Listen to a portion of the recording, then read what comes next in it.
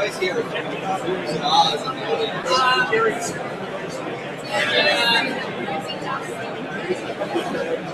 I don't know what they're going to ask me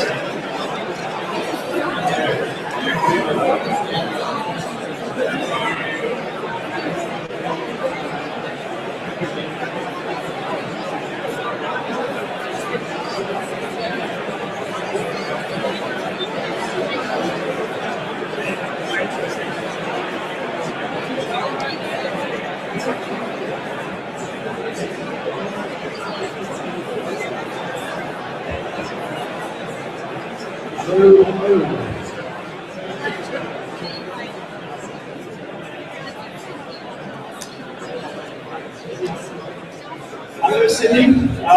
My name is Nicky Shabak, and I'm the founder of Startmate and Blackbird Ventures. Thank you so much for coming along today. For those who don't know, Startmate is an accelerator that invests in Australians who are creating global internet companies. So 5 years ago, we started Startmate because we're really passionate about seeing Australian teams who wanted to be the best in the world, not just the best in Australia. And over that 5 years, we've invested in 37 companies, so you'll hear from the most recent 8.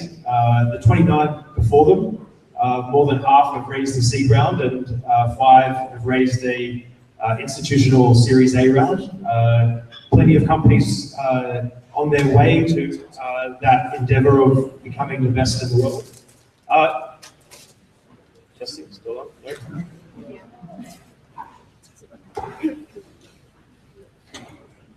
How's that? Test? Yep, cool. So tonight you'll hear from the most recent 8 teams. Startmate is a 5-month program, so the first 3 months are spent in Sydney, and then for the next 2 we head over to San Francisco. So you're hearing the teams just as they're about to go over to San Francisco. And you'll hopefully see the kinds of values and the kinds of teams that we really enjoy helping. And when I say we, Startmate is a collection of 25 technology founders who have put up their own money, but also their own time to help out the next generation of startups. So this idea of founders helping other founders, which I think really does lift the low chances of success to somewhat higher. So without further ado, I'm going to introduce Sam from Gravity.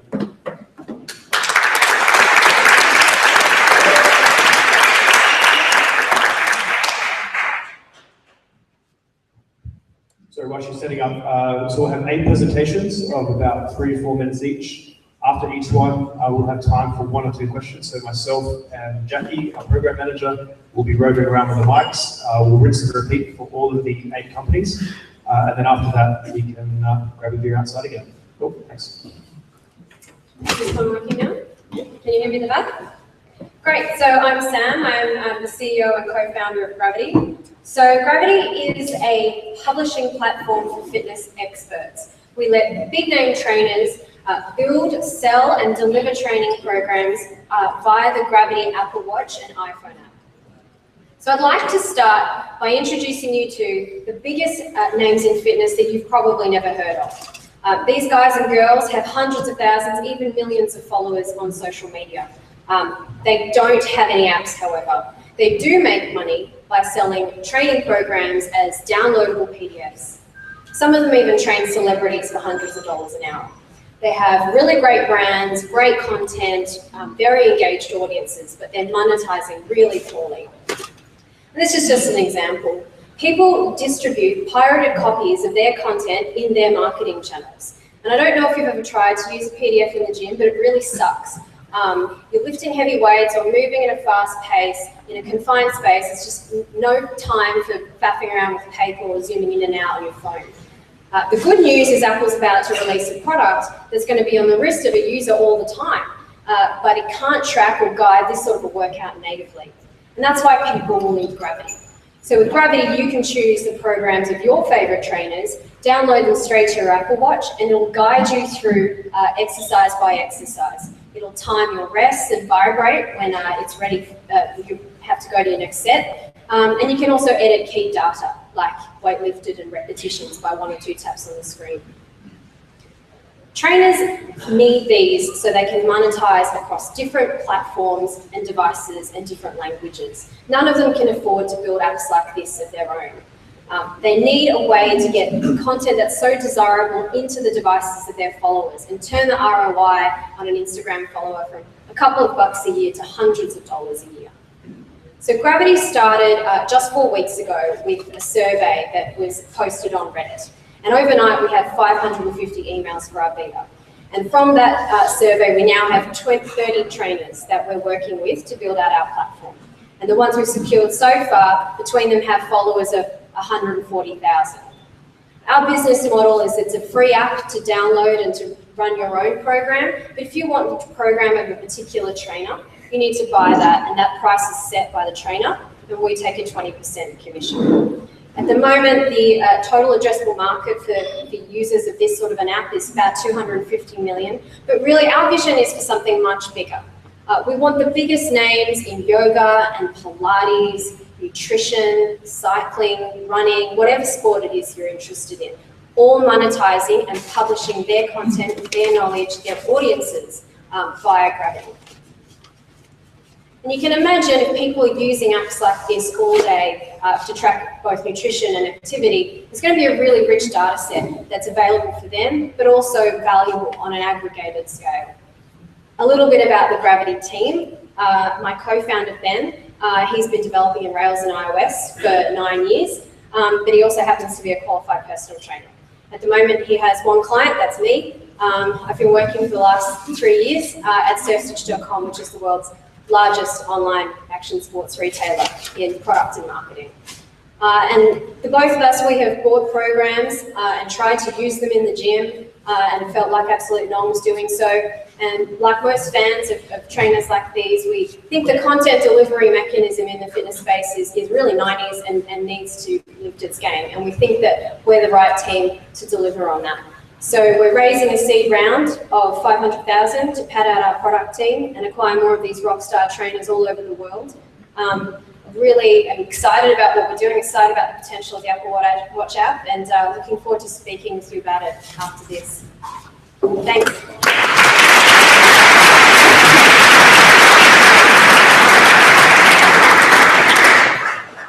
Questions? So a lot of sports trainers are already using platforms like Training Peaks and Strava to communicate with their clients. How do you fit with that? So, well, I mean, some of those are sport specific. We found that there's nothing really effective in the resistance and weight training space. It's not just about communicating with your private clients. It's actually about reaching a bigger audience who you're not able to necessarily have a personal relationship with. You have knowledge, you have content to an extent commoditized in a 30-page PDF or what have you. That's a really bad delivery mechanism. It's much better to try and deliver it in a workout by workout format. With all of that tracking and data, you can deliver feedback in a much more concise manner as well. One more question. Anyone? Going once? Thanks, Sam. That was good traction in a short amount of time. I mean, what I'm interested in is the too much beer I had. Sorry.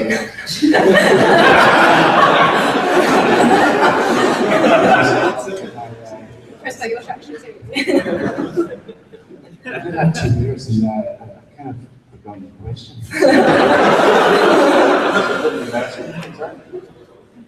No, it wasn't that. I remember the question. So it's about the way you charge. Is it a subscription or sort of pay-per-view model? So, yeah, sorry, Laura.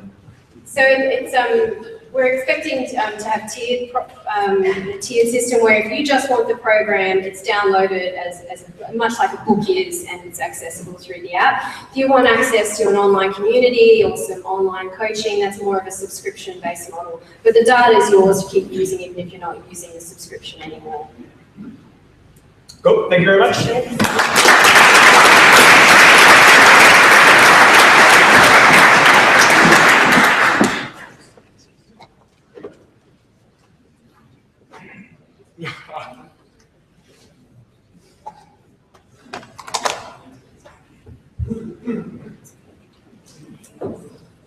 Good evening, everyone. My name's Steve. I'm from Koala, where we're all about easier parenting and healthier kids.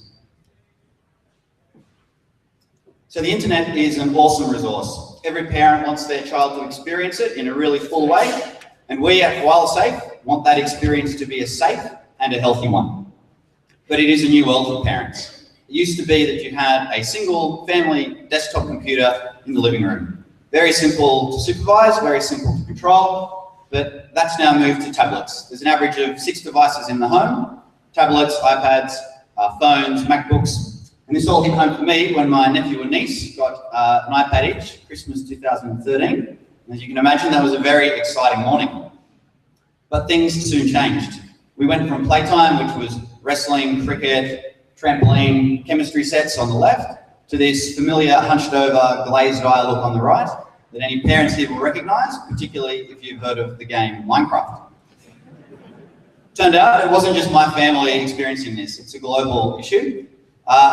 Consider this stat: 2006, only 25% of kids exceeded the 2-hour recommended daily screen time limits. Fast forward to 2014, and that's 80% of kids, and not just by a little bit, often by 2 to 3 times. So there are children out there spending 6 to 8 hours a day online. It's a big problem, and at Koala, we've solved it in a beautifully simple little box. So to tell you how it works, here is a typical home network. Wireless router with multiple devices connected to it. Plug in the Koala, a new wireless network appears. You connect your children's devices to that, and they're now protected and have all of the features of Koala. Just to drill home just how simple this is, even for a non-tech savvy user. Plug in the device, you see a new wireless network, join it, and that's all the setup that's required. Once you've done that, as the parent, you now have full control over your family's internet experience through an ultra simple smartphone interface. So what does that give you? Time limits. You set up a schedule. We talked about how crucial that time limit is for a healthy internet experience. You set up once, Koala enforces it. You as the parent are no longer the bad guy. You don't have to physically remove the device from the child, and it just changes that whole family dynamic. We also have analytics. You can have a look at where your children are spending their time and how that changes over time, and that'll allow you to have conversations about what's appropriate, what things you need to worry about, and just generally keep on top of it. We also allow you to block out inappropriate content. Things like adult sites, gambling sites are all blocked out of the box. Things like social networking, you're able to decide if you feel that's appropriate, and you can even drill down and enable or disable certain apps. You might enable Instagram, you might disable Facebook. All controlled through this really simple smartphone interface. In terms of the business, we sell the box for $90. That gives you all the features for a year. The crucial thing here is that we make a large margin on that box. We source commodity hardware from China, and we flash that with our software. We're a software company, that's where the magic sauce is. And so we are profitable at the time we sell the box, but then also we have recurring revenue in a similar way to a virus checker by charging an annual subscription. We sell direct on koalasafe.com. We're able to do that particularly because parents respond really positively to these sort of messages on social media. We're also using online marketplaces like Amazon. There are lots of other opportunities for us to distribute our technology as well. You can imagine that for telcos, for ISPs, for router manufacturers, it's very valuable for them as well. And so we're going to pursue those opportunities when we think we can extract really good value from those deals. To seed our community, we've run a Kickstarter campaign and we've been overwhelmed with the response. We've already sold 580 units. We still have 10 days to go on the campaign. So it's been really heartening to see the demand for the product. So I mentioned at the start, we're about easier parenting. And it's amazing to think that technology has made almost every aspect of life easier, except parenting, where with the proliferation of devices, it's actually made it harder for parents. So consider this, that if you saw 30 years ago a child put into the back of a car with no car seat, you wouldn't think anything of it. Today, we think that's crazy. Fast forward into the future, we're going to look back at today and look at the amount of time kids spend online, and a lot of that time completely unsupervised, completely unlimited, and we're going to think that that was crazy. And the only reason it happens is because parents don't yet have the tools to do that proper supervision. Koala Safe is going to provide those tools. We're going to be in every home, and we're going to be also on your child's first phone, and we have a lot more products on the way. So if you'd like to be part of our journey, like all the companies, we are also raising a seed round. So please come see myself or my co-founder Adam for the black koala shirts, and we'd love to talk more. Thank you.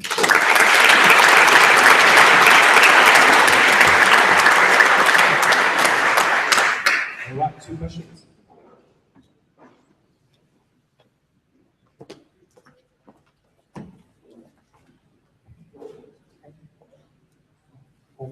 So this may be a bit of a optimistic question, but what kind of patents will you have on this?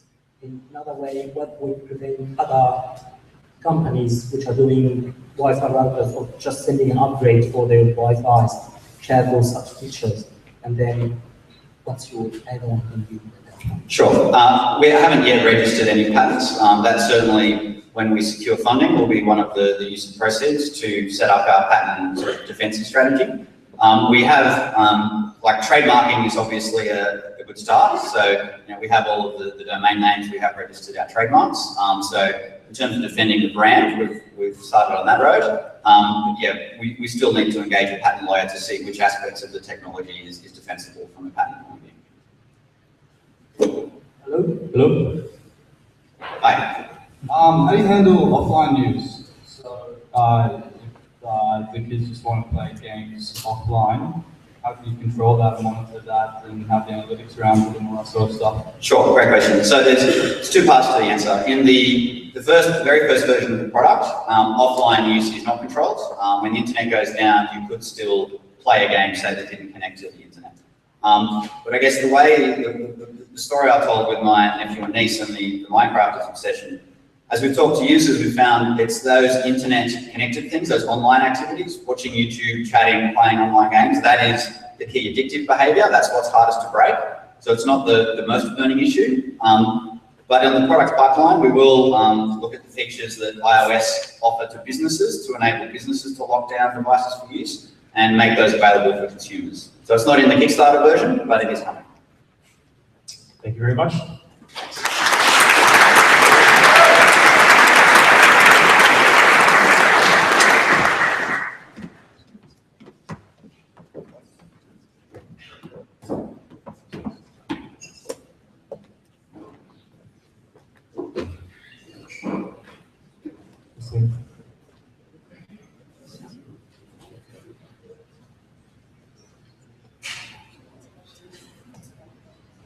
G'day, I'm Hugh, and this is Richard, and we're from Nexus Nodes. So students learn typically in two fairly orthodox ways. They can go to class and listen to their lecturer, or they can purchase a textbook written by an academic. But the best students make great teachers. And one of the ways they do that is through their notes. When I'm referring to notes, I'm referring to everything you need to know for a course, summarized in one neat typed up document. So you have two types of people, Tom and Bronte. Tom doesn't have the notes and he doesn't have access to the notes. Bronte does have the notes, they're just sitting on our hard drive, currently being unmonetized. Doesn't matter what campus you're on, you fit into one of these two categories. So the solution is to allow the Brontes of the world to be able to publish their notes for sale. So Bronte would submit her notes to our site and we vet the notes before approving them for sale. Every set of notes is fixed at a sale price of $35, and when someone purchases the notes, half of that revenue goes to the author and half comes to us. If you're looking to purchase notes, you come to our site, you search for the subject you're studying, you then can filter the search results based on various key metrics like the university or number of times the notes have been purchased. You can then see a 10% preview of the notes amongst other information like the user's grade, and make a decision to purchase. Going back to Tom and Bronte, they're actually some of our first users. So Tom in our first semester purchased 5 sets of notes, and Bronte sold her 7 notes over 76 times. We differentiate ourselves in 2 main ways. The first is that we only accept content, but the first is on quality, so we only accept content from the highest achieving students. All students are graded on a bell curve, and we're just after the notes from the high achieving students. We can prove that by looking at the user's academic transcript when they upload their content, which means that those notes are verified. The second is on our user experience. And we surveyed our first 1,000 users. They said that 75% of them felt that using our notes improved their academic performance. 80% of them much preferred the learning outcomes as a result of using our notes compared to, say, textbooks. 90% preferred our basic e-commerce model of just purchasing 1 set of notes and being able to leave the site, not having to subscribe to a service. And importantly, 90% of our users said they'll return. So we launched last semester in July, and in our first 6 months of operation, we generated $35,000 of revenue. This semester we'll double that to $70,000 with more content on the site, and we'll double it next semester again to $140,000 with no added investment. Now, traction's important, but we know that it's worthless unless we can replicate these results in new markets. And so in order to do that, we've developed a playbook that allows us to get notes at new universities. It's a combined strategy of acquisitions, partnerships, promoters, and campaigns. And through testing, we've learned how and when to pull each of these 4 levers in order to get great quality content onto our site. Using the playbook at Sydney University, we got 350 sets of notes at less than $10 per set. These notes now have $120 minimum lifetime value, which gives us a 12 times return. We've also used the same playbook to test the US market, and we now have over 200 notes at the University of Texas in preparation for our launch there. Now, what does $1 million look like under this business model? In order to generate this amount in a 12-month period, we need to be selling 80 sets of notes a day across our network of universities. Currently, we're selling 10 sets of notes a day, and that's just from 5 universities where we've got a reasonable saturation of content. We believe in the longer term, this can definitely be a business that generates $100 million a year, which would be 8,000 notes a day. So the best students really do make great teachers, and at the moment, we're allowing them to do that by selling their notes for university. But we also are developing a pipeline that creates other products that allow students to teach as well, such as Nexus tutors and online exams. We're also going to massively increase the lifetime value of our customer by targeting them before they're at university while they're in school, and then once they've finished university and they want to go into the workforce and get professional qualifications such as CA or CFA. Now, the problem remains that whilst academics might be experts in their field, that doesn't necessarily mean that they're expert teachers. And right now in the US alone, there's 3 million A-grade students just like Bronte. And what Nexus is doing is we're creating tools that allow the Brontes of the world to educate their peers. So like the other teams, we've now got a seed round open. We're raising $800,000. That's going to allow us to roll out our business plan into the next 100 universities over the next 18 months. We're really excited about the potential of our business, and we'd love to talk to you about our plans afterwards. So thank you.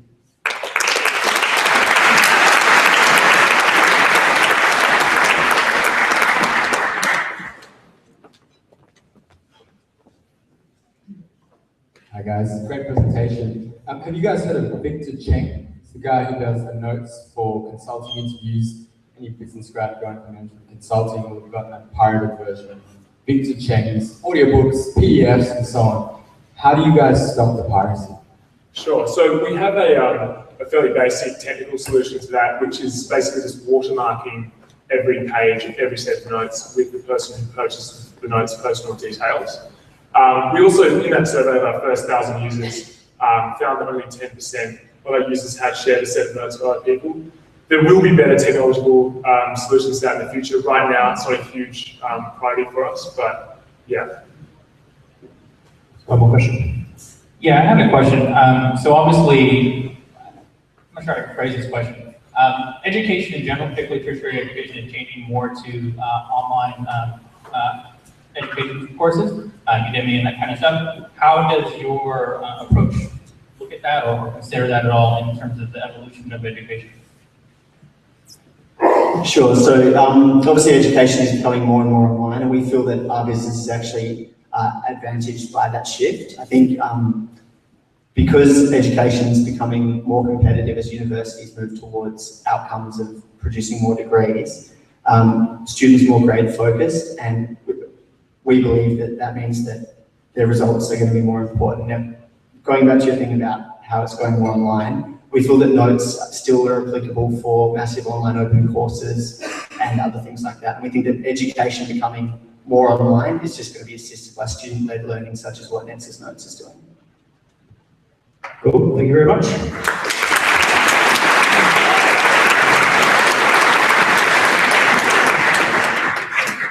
Want to see a more combative version of the pitch than tune into channel.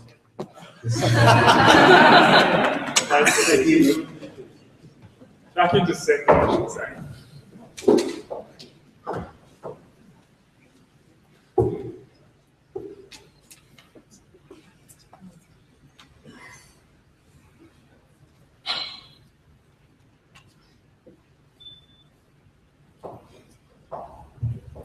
Good evening. I'm Daniel from Pixel Together, and we are changing the face of web design. So let me show you how. I'd like you to meet Sasha. Sasha's creative at heart, and she's starting her own small business, selling handmade goods. But she knows, like other smart marketers, she doesn't just need a website in order to succeed. She needs a website that reflects her brand and tells her story. So she first turns to the professionals. She turns to people like my co-founder, Simon, and I. We have over 16 years experience running web agencies, and we know this process intimately. And during that time, we've met and had to unfortunately turn away people like Sasha simply because she doesn't have the budget for custom website design. So she's forced to turn to the do-it-yourself website builders like Squarespace and Wix. These website builders rely on templates that are difficult to change, and they ensure one thing. They ensure a website that looks like everyone else's. With the rise of the mobile web, these website builders have locked down their template more than ever before, killing creativity on the web, and really leaving Sasha without any real option to create a unique, standout website. Until now, I'd like to introduce you to Pixel Together. So with Pixel Together, we're making web creativity simple. You can get up and running fast using one of our beautiful starting points, but unlike templates, you're able to change absolutely everything. You can move, restyle, resize, or your text, images, videos, and more, all with a few simple clicks of the mouse. Because it's in the cloud, you're able to create your website from anywhere and collaborate with anybody. But what's best about Pixel Together, unlike our competitors, you have complete design flexibility over your tablet, and your mobile websites. Once you're done, you simply click publish, and your website's hosted and available for the world to see. So with Pixel together, we're bringing the power of professional web design tools, making it simple for people like Sasha to create a website that reflects their brand and looks great across all devices. So we're running with a proven pricing model. It's free to begin creating a website, and once you've got the website that you're after, you can publish it to your own custom domain, and it's just $15 per month. So since launching in January, we've had 100% month-to-month growth of our user base, and our customer base has been growing even more rapidly, basically as we're improving the product. And all of this has been occurring within a 2.5 month time span. But what most excites us, and me particularly as a designer, is really seeing the variety of sites our customers have been creating, all when the technical barriers have been removed and creative tools put in their place. Their sites look like their brands, not just another template. Some of our customers are even onto their second and third websites. Done it again.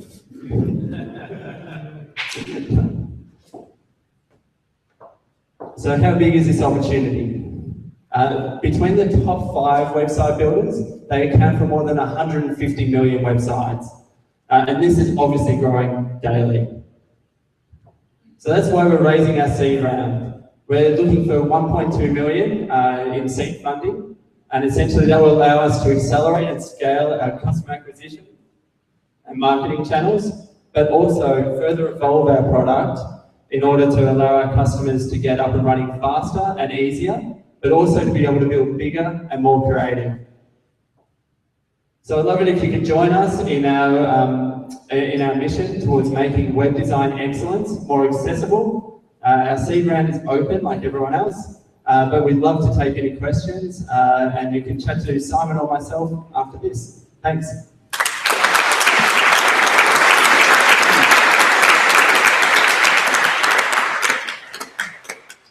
Questions?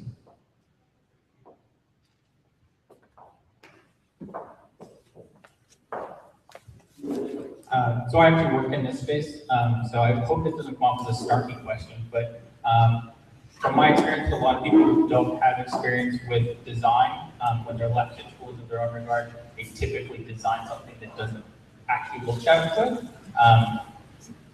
How do you kind of address that? Yeah, so essentially our tool isn't for everyone, it's not for like absolutely everybody, but it's for people that are creative at heart, and they really want to have that control over their design. Our starting points that we've implemented really allow even like a very mediocre designer essentially to follow some really good design principles, and gives them a really great head start. And that's also the same for graphic designers that might be visually excellent, but not understand a lot of web design principles. And so the starting points really allow them to get up and running and understanding those things a lot quicker.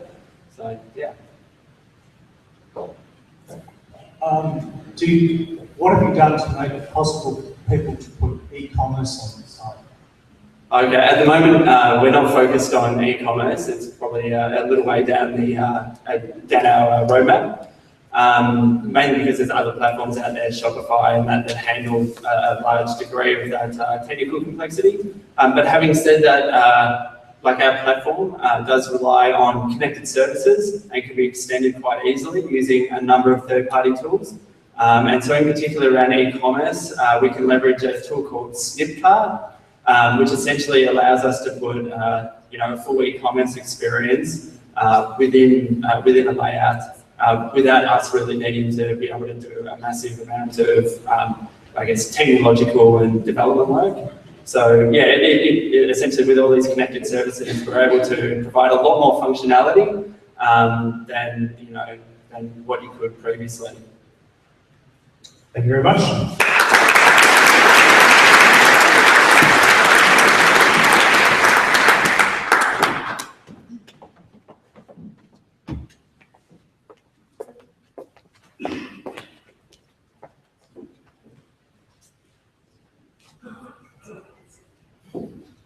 Hi everyone, I'm Francis from Propeller, and we're the web platform that makes drone data useful.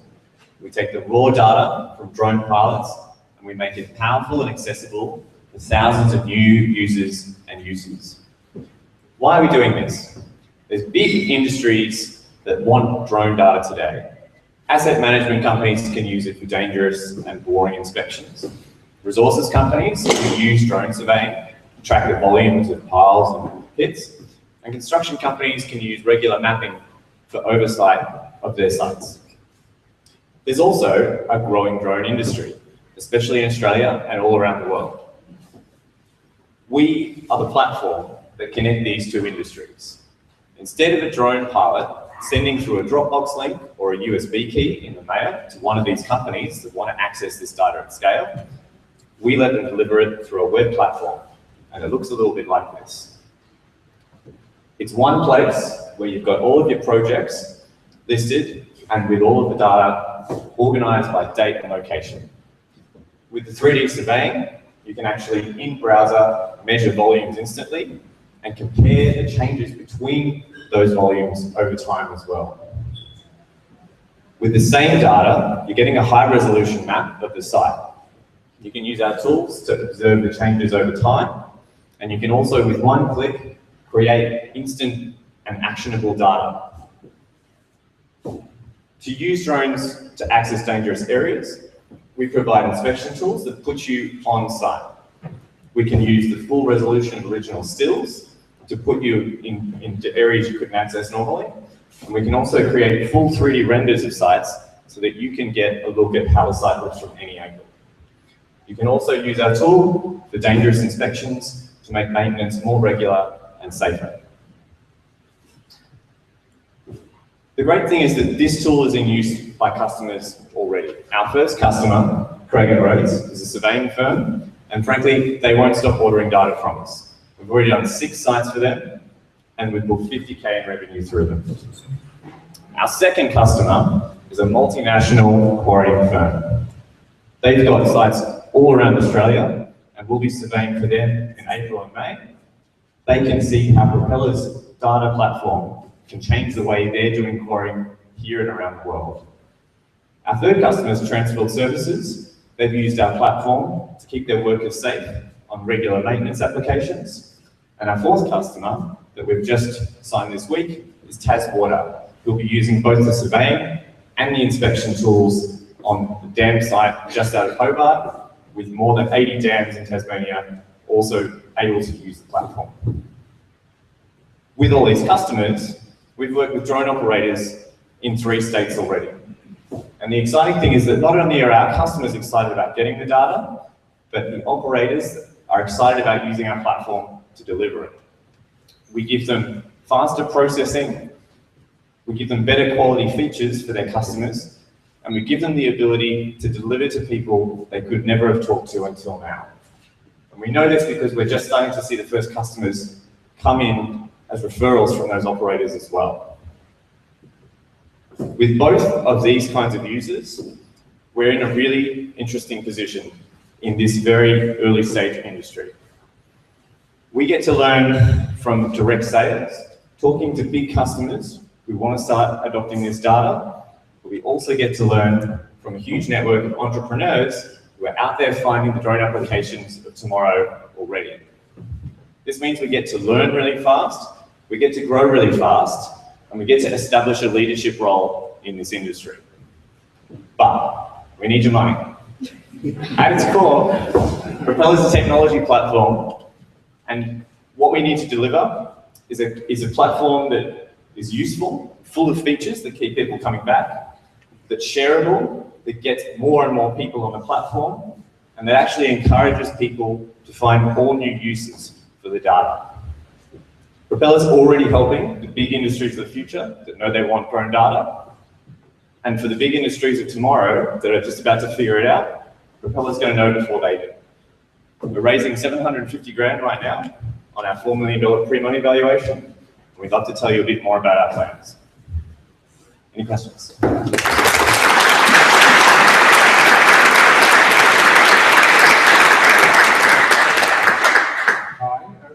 Question about scale.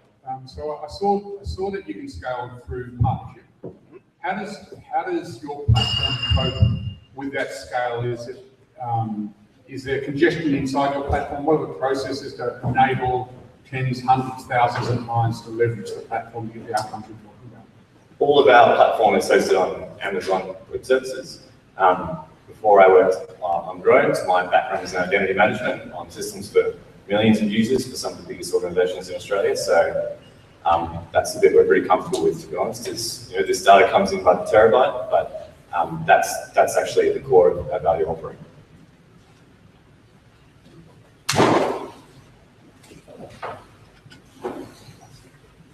Is your platform expandable to Internet of Things more broadly, like sensors? Because I can see a lot of visualization and so on.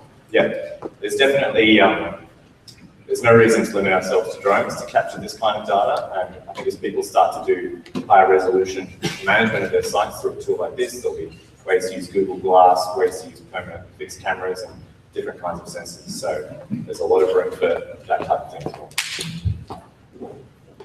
Cool, thank you very much.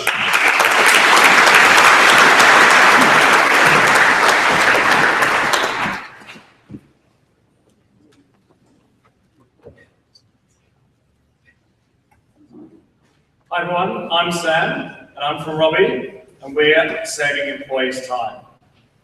Employees are important. Businesses rely on them to come into work every day and get the job done, but everything's made for managers. And we feel employees get the raw end of the stick. With Robbie, we want to make it really easy for part-time and casual employees to get their work schedule onto their phone. Now we fixed this for Apple. We built a website when we worked at Apple Retail that used to grab their work schedule and add it straight to their phone. It was huge. It was used by 8,000 Apple Retail employees around the world in 340 stores. Now with Robbie, we want to make it super simple to get your work schedule onto your phone. People usually spend up to 40 minutes manually entering their schedule into their calendar. And with our new UI, we've cut that down to 2 minutes. Employers also take a photo of their schedule, and we can take care of the rest.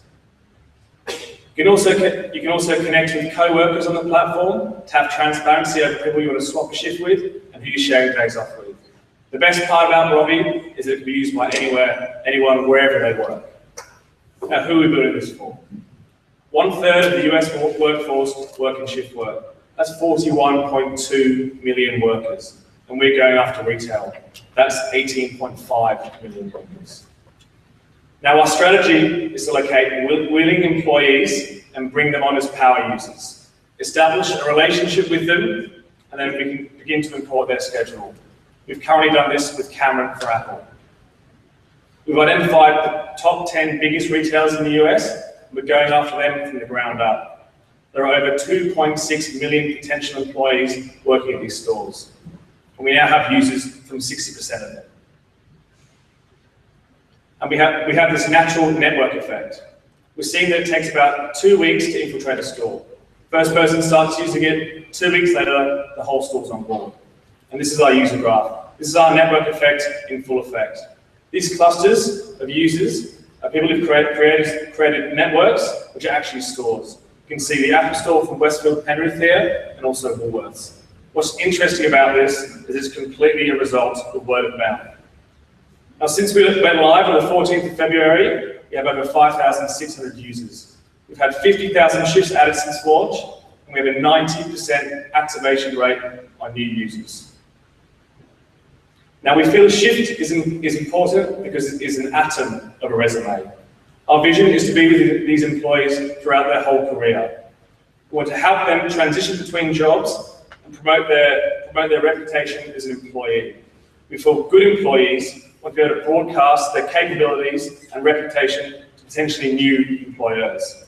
Alongside our work history and profiling, we can begin to construct recommendations that benefit these employees' well-being. And we know that employers will pay for premium services. Services that surround recruiting new employees, integrations, and scheduling. We currently have a seed round open for 18 months run rate, and we want to get 1.5 million users. We're going to make key hires in tech and biz dev, and we'd love to have you on board. Any questions?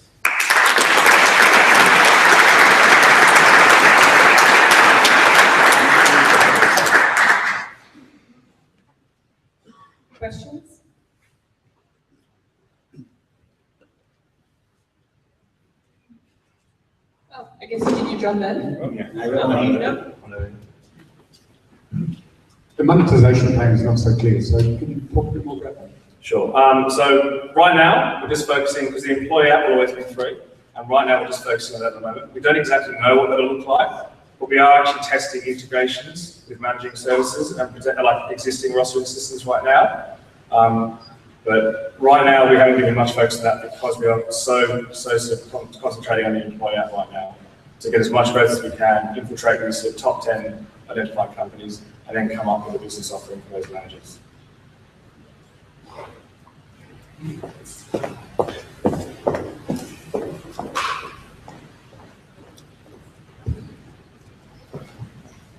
Hi there. I was just wondering about how employees go about tracking overtime, so if they do over the actual shift. Sorry, what was that? So how do the employees go about tracking overtime, so if they were to do more than the actual shift that was allocated?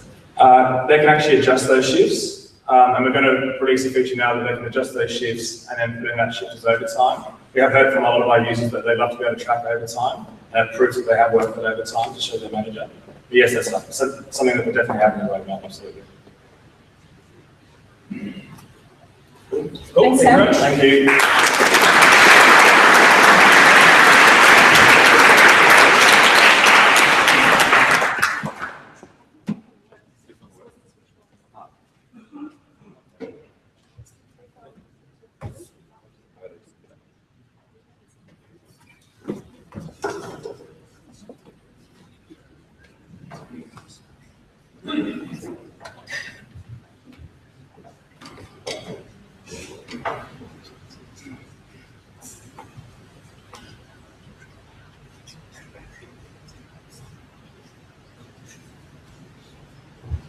Alright, can we hear me? Yep.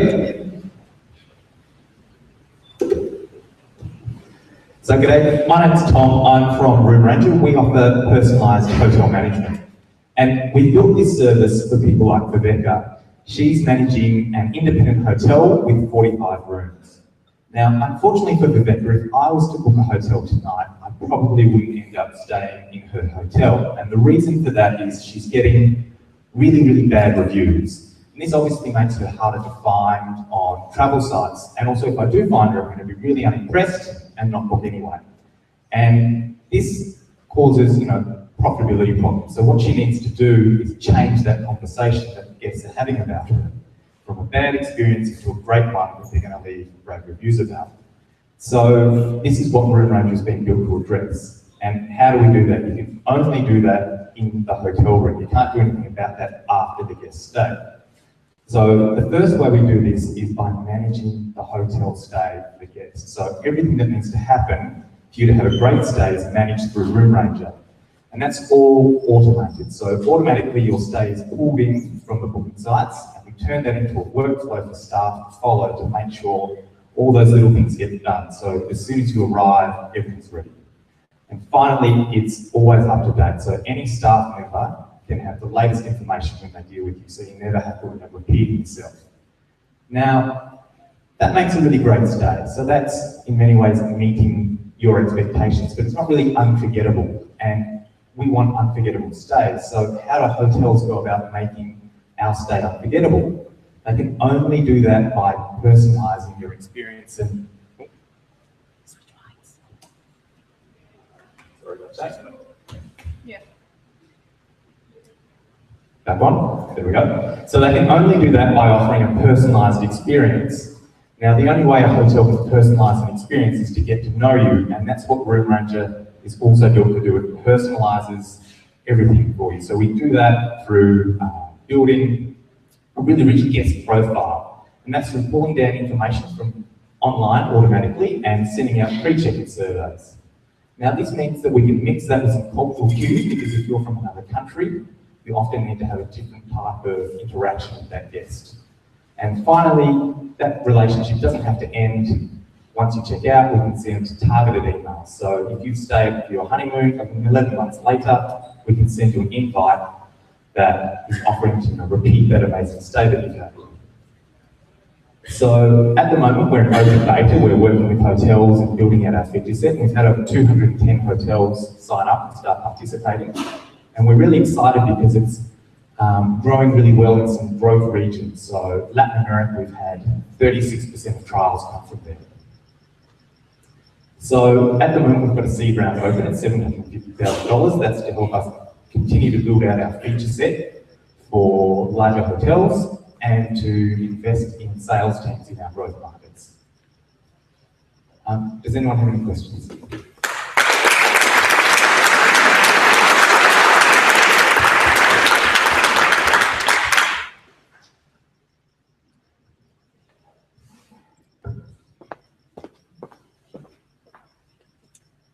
Hey, hello. So you said something about it being automated. Yeah, so when a booking comes in, the system will automatically create a list of tasks that staff have to complete to make sure your stays run smoothly. So for example, to make sure housekeeping's done, the room's being checked before you arrive so you don't have to wait. How do you track the guests' data? So how do they allow you to get their data? The guests, so we have three ways of doing that. One is through a lightweight CRM system that staff can observe and make notes about your requests. We can also send pre and post surveys so we can ask the guests what they want. And thirdly, we automatically pull down information like your photo from social media. Thank you very much.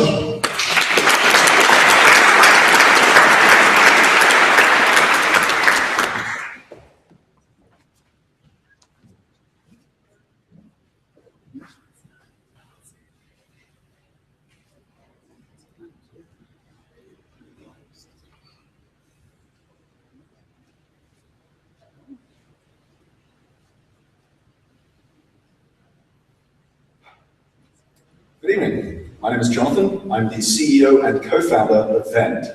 We make creating digital currencies easy. In a few years, digital currencies are going to be everywhere. They've already been around for a while in the form of air miles and loyalty points, but these systems are expensive to implement and operate. The advent of blockchain technology lowered that barrier to entry somewhat. However, blockchains are notoriously difficult to work with. That's why we created Vend. We've reduced the complexity and pain of creating and managing a digital currency to a series of API calls. Compared to current methods, this is as simple as push button, receive currency. But this isn't just a theory. We already have customers building against our services, and I'd like to give you two examples. First is the MBTC, a co-working space down in Melbourne just about to launch their new digital currency, which they will award to people for contributing to center operations. The currency can then be redeemed at the center for goods and services, or traded with other members. The second example is Storage, a peer-to-peer version of Dropbox. Their currency allows their users to pay each other for storing and serving up each other's data.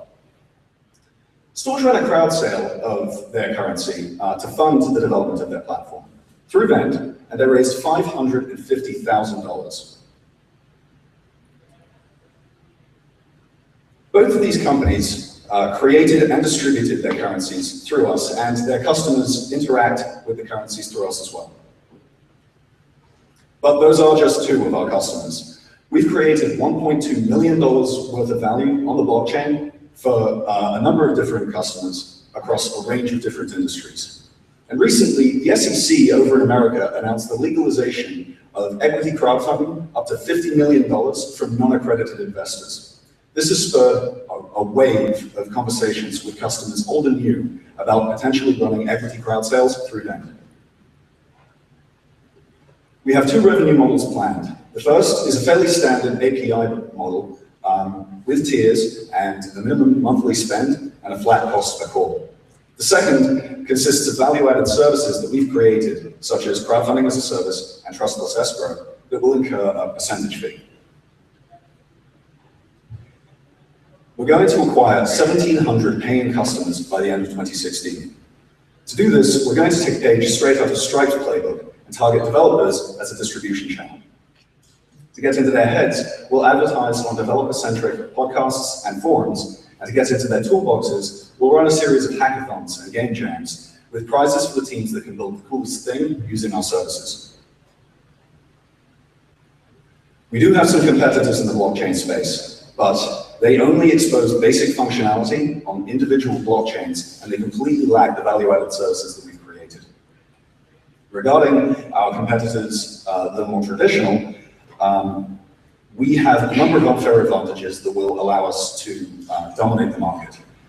Thanks to using blockchain technology in the back end, we have a time to market that is measured in weeks rather than months, and our cost base is significantly lower than theirs. Additionally, we have a 1.5-year head start working with this technology, and that gap is only going to grow. So why are we the team to do this? Well, Jeremy saved, my co-founder, saved Westpac millions of dollars with his work on their Dodd-Frank Act compliance. And I built the easiest to use Bitcoin miners in the world and sold 80% of my stock the first month I launched them as a product. So our seed round is now open. We're raising $1 million to build out our team and rapidly expand our feature set to acquire those 1,700 paying customers as quickly as possible. Before I close out my presentation, I'd like to give you a glimpse into the future at what the world will look like in 10 years' time. Digital currencies are now everywhere. They represent everything from your reward points to your stock portfolio, your bank balance, the registration for your car, even the deed to your house. All of these assets are manageable from your mobile phone, and all of them are tradable with everybody else's assets. Vend is the link that will make that management and trading possible. Thank you for your time.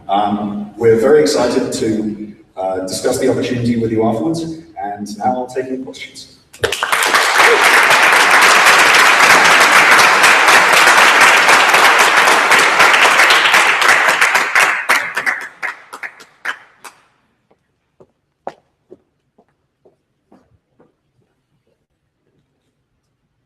It was a little unclear. Do you intend for you guys to be able to actually do trading between currencies in different companies or different brands, I guess? Absolutely. This is not something that I particularly covered, but the unique thing about our software is that we allow trading between blockchains. Currently, they're very isolated. They don't talk to each other. But there are a number of reasons that the business might want to pick a particular blockchain to represent their assets on. And we don't see that changing anytime soon. So the ability to trade between blockchains will be extremely useful in the future. As far as the tradability between businesses, that's entirely up to the user. But that kind of tradability we've seen, or we feel will allow secondary markets to spring up around and economies to be built around a business products, which will in turn increase that business's revenues. Last question. Going once, twice. I guess the obvious question is in-game currencies. Yes. Right. This is in-game currencies are a much larger economy than most people realize. Items from the popular game World of Warcraft can go for thousands or even tens of thousands of dollars on eBay, but that system is fraught with fraud. There are entire forums dedicated to helping people who have been victims of fraud. The nice thing about tying a virtual item to a digital currency that is backed onto a blockchain is that there are platforms out there based on cryptocurrencies that are informally known as Crypto 2.0 that completely remove the need for trust and enforce the trade as it happens. So that alone is a massive opportunity. Yes. Cool. Thank you very much.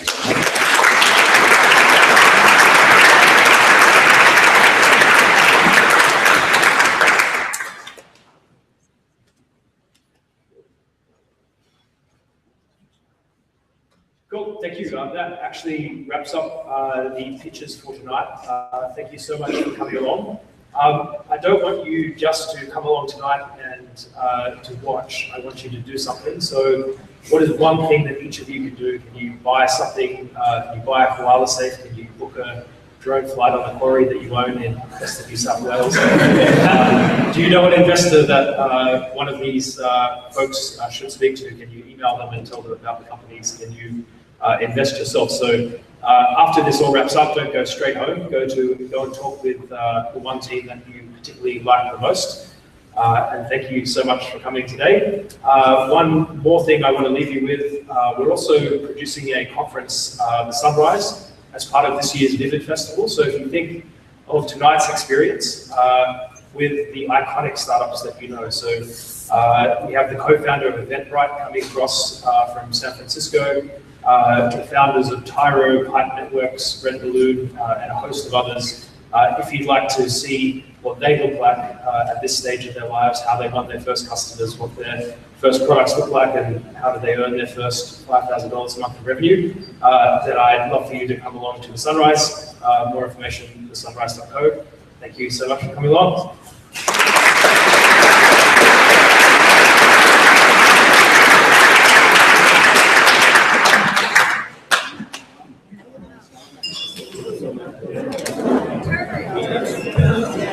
Turn around.